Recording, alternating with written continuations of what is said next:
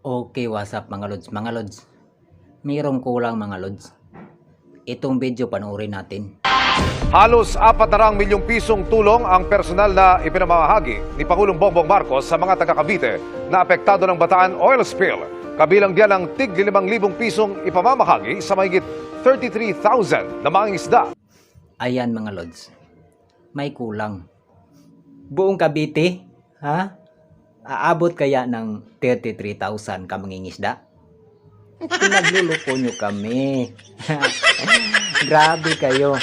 Tapos, gawin nating 34,000 ka mangingisda. Kasi, nasa video Balikan nyo yung video. Nasa video, 33,000 mahigit. May nag-comment kasi, gawin nating 34,000 ka mangingisda. I-times natin sa tagli 5,000. Ang resulta,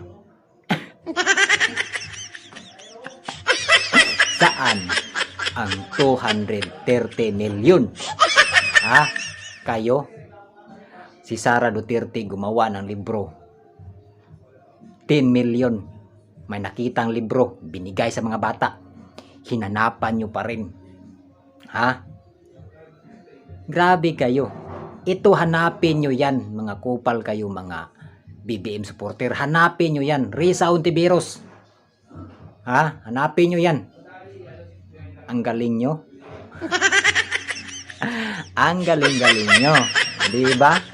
Magaling pa kayo sa pinakamagaling.